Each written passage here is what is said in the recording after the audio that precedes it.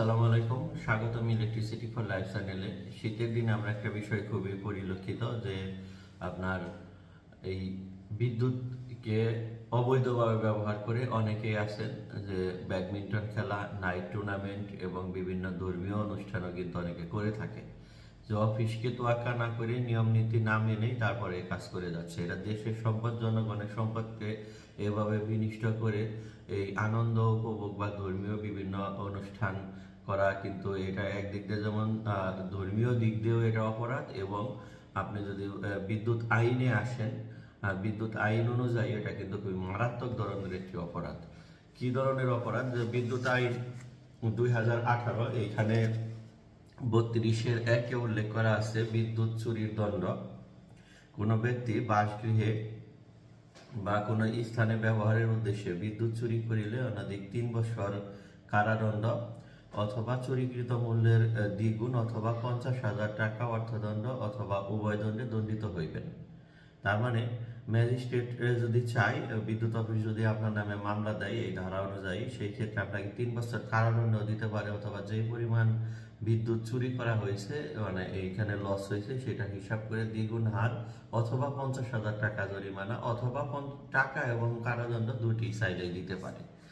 তো আর এই 32-এর ধারা কি ধরনের অপরাধ? এটা 50 এর ধারাতে উল্লেখ আছে যে ধারা 32, 34, 36, 37 এবং 40 এর অধীন সংগঠিত অপরাধ সমূহ আমলযোগ্য, জামিনযোগ্য এবং আপোষযোগ্য হইবে। যদি এগুলো জামিনযোগ্য, আপোষযোগ্য, তো সেই ক্ষেত্রে কিন্তু তারপরেও দেখা যায় যে এটা কিন্তু একটা মান সম্মানের বিষয় হয়ে দাঁড়ায়। ঠিক আছে, যে যখন যদি এই কারণে মামলা হয়, সেটা আবার আর একটা বড় ধরনের ঝামেলা। বিদ্যুতের ধারা এটা কোর্টে গিয়ে, ধরুন যে যদি আপনার অফিসে এখানে অন্য জায়গায় কোর্ট থাকে, ঠিক আছে, পল্লী বিদ্যুতে যদি হয় আপনার ঢাকা গিয়ে, ঠিক আছে, তারপরে এটাকে সমাধান করতে হবে, ঘুরতে হবে, এবং আইন আদালত, কোর্ট কাছারি, এগুলো কিন্তু খুব যে ভালো জিনিস তা কিন্তু নয়। ঠিক আছে, বাস্তবতা। এবং অফিস যখনই আপনার এই ধরনের অপরাধ সংঘটিত হলে যদি ধরে, সেই ক্ষেত্রে যারা আয়োজক কমিটি আছেন তাদের উপরে কিন্তু এই জিনিসটা বর্তাবে। ঠিক আছে, দিন শেষে কিন্তু তারাই ঝামেলায় পড়বেন। এই জন্য বলবো যে দেশের সম্পদ এভাবে নষ্ট না করে। আর একটা বিষয় বলতে হবে যে অনেকে পৌরসভার মধ্যে থেকে, পৌরসভার লাইন থেকে নেন, যে পৌরসভার ব্যাড ট্যাক্স দেয়, এটা সেটা, ঠিক আছে, ইত্যাদি বলে পৌরসভার লাইন থেকে নিয়ে এটা ব্যবহার করতে চান বা করেন। সেই ক্ষেত্রেও কিন্তু এটা বিদ্যুতের অবৈধ ব্যবহার। কারণ পৌরসভা তো বিভিন্ন নাগরিক, পৌর সিটিতে যারা আছে, সিটি কর্পোরেশন বা পৌরসভার অধীনস্থ, সবার কাছ থেকেই কর বা ট্যাক্স নিয়ে তারপরে বিল পরিশোধ করে। আপনি 10 জনের হক নষ্ট করতেছেন, ঠিক আছে, দিন শেষে।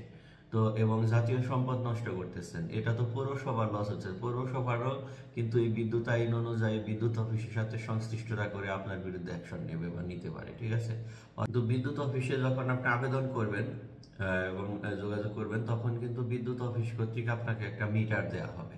ঠিক আছে, তো আপনাকে অবশ্যই দেশের একজন সচেতন নাগরিক হিসাবে এবং বিদ্যুৎ আইনের পরিপন্থী না হয়ে, বিদ্যুৎ আইনের প্রতি শ্রদ্ধাশীল হয়ে, জনগণের বা 10 জনের হক নষ্ট না করে এই ধরনের টুর্নামেন্টকে অবশ্যই আপনার উচিত বা আপনাদের উচিত বা আমাদের প্রত্যেকের উচিত হবে যে বিদ্যুৎ অফিসে আবেদন দিয়ে টুর্নামেন্ট বা এই ব্যাডমিন্টন খেলা বা যেটাই বলি ধর্মীয় অনুষ্ঠান, এর আগে কয়েকদিন আগে আবেদন দিয়ে প্রসেসিং করে তারপরে মিটারিং এর মাধ্যমে সংযোগ নিয়ে আপনি ব্যবহার করবেন, এবং এই মিটারিং অনুসারে যে ইউনিট উঠবে সেই ইউনিট অনুসারে বিল পরিশোধ করবেন।